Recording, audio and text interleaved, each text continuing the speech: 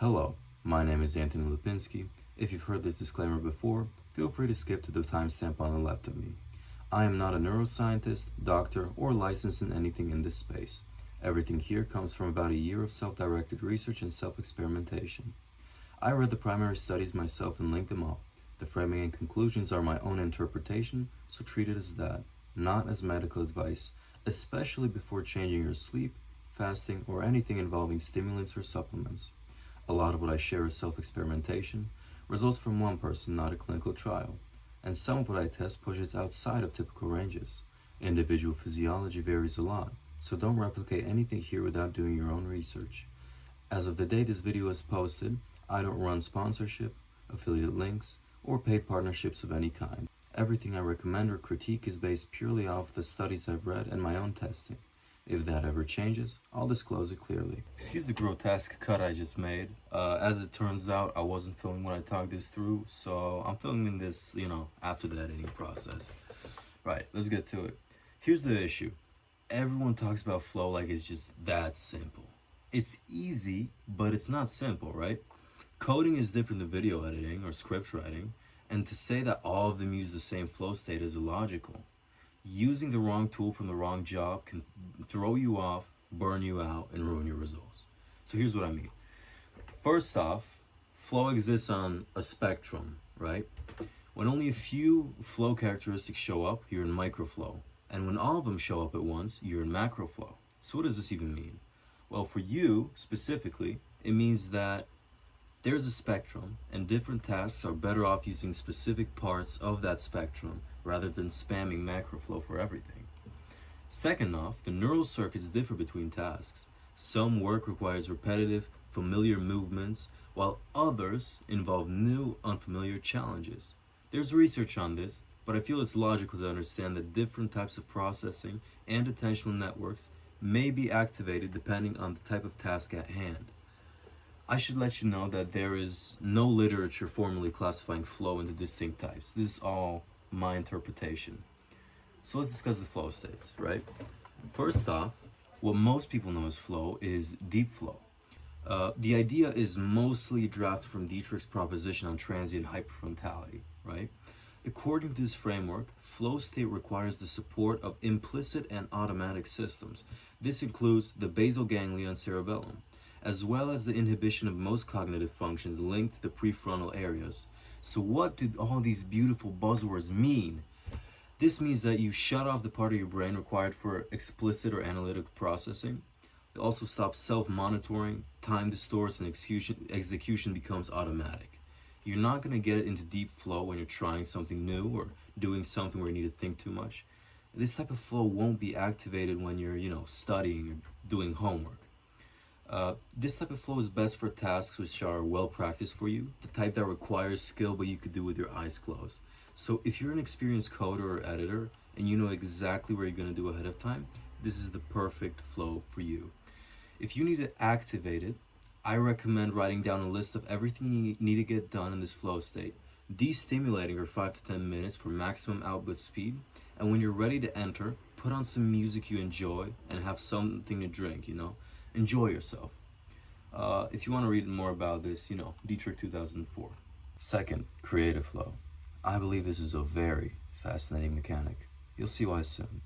Flow across diverse tasks was consistently associated with downregulation of DMN regions, linked to diminished self-referential thought, increased activity in prefrontal and parietal areas, underpinning attentional control, and functional connectivity in between networks, which are often considered anti-correlated. What this means is that creative flow is so far one of the only examples of the default mode network and the executive control network running simultaneously and cooperating. Anywhere else in life, these networks suppress each other. This type of flow is best used for, as the name suggests, creative work. So for copywriting, visual designing, or brainstorming something. The activation key is interesting to say the least. Destimulation is as usual recommended for easier idea generation and synthesis. Take 5 minutes to write down a few open-ended questions rather than a to-do list. This will avoid opening deep flow and will warm up your DMN. Now, of course, this warm-up hasn't been proven by any studies that I know of, but I have self-tested it and I stand by it. If you want to take a look at the study, Barnett and Vaziou, I think that's how it's pronounced, Frontiers in Behavioral Neuroscience. Third, learning flow. I feel this one isn't discussed nearly enough. Flow during skill acquisition reflects deviation from a power law learning curve rather than the overall level of skill. In human terms, learning flow is activated when the challenge is just above your current edge. The PFC stays partially online, so you're still learning, but the novelty triggers a dopamine response that sustains engagement. It's somewhat similar to deep flow, with the primary distinction being that the PFC doesn't go fully offline, which means you're not running completely on autopilot. Now, activation. First, you need your learning material ready. Make sure it's just slightly above your understanding. If the task is too easy, you'll get bored. Also, zero external stimuli. No phone, no outside noises, nothing. Then, destimulate as with all flow states. It is necessary here for two reasons: faster skill acquisition and the fact that your focus depends on the dopamine hit that you'll get from your studies. Once you're ready to commit, I recommend caffeine or anything that will give you a cognitive boost. Play some gamma waves or low stimulation focused music. Once again, the most stimulating part should be your work. My main source on this is Cowley and colleagues, 2019, Frontiers in Psychology. Those are the flow states I'll be discussing the most. If I told you to watch this video for context, then you're good to go, you got everything you need. But I have two honorable mentions in case you're interested. The fourth type of flow state that I noticed is physical flow.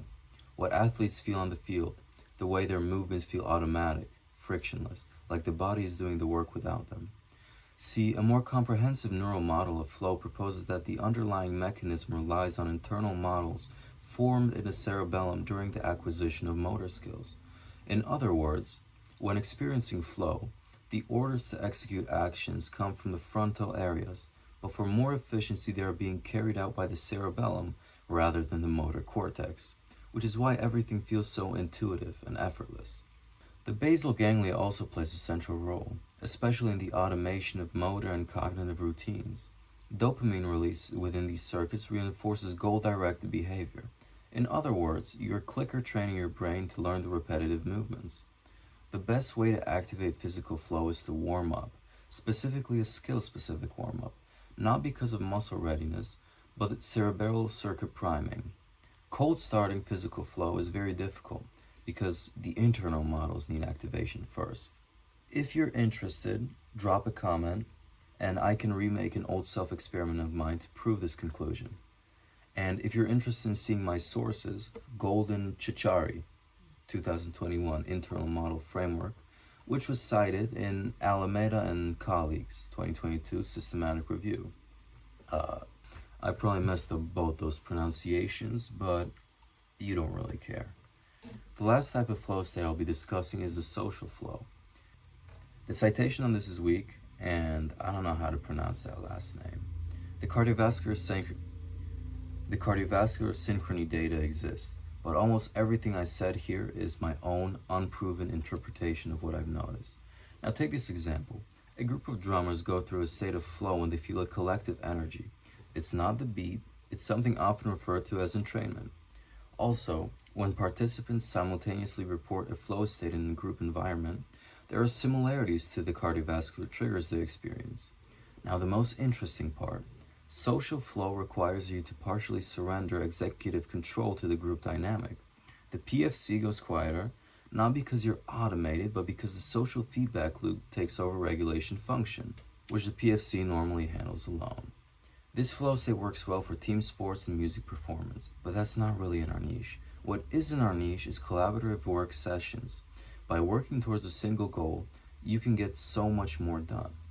The issue is that it's difficult to engineer. It requires all parties to be sufficiently skilled, but also sufficiently challenged. And it requires a group trust. That's all 5. So before you go, let me give you the actionable steps.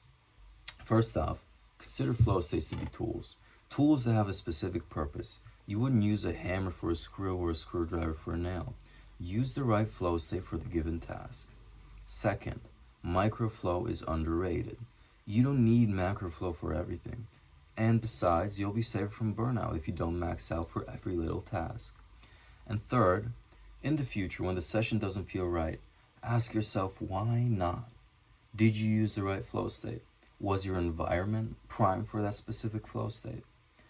Anyways, thank you for watching. This video, as I mentioned before, is supposed to be used as context. Chances are I'll update it later down the line as I test more and the research catches up. If you have corrections, I'd love to hear them in the comments.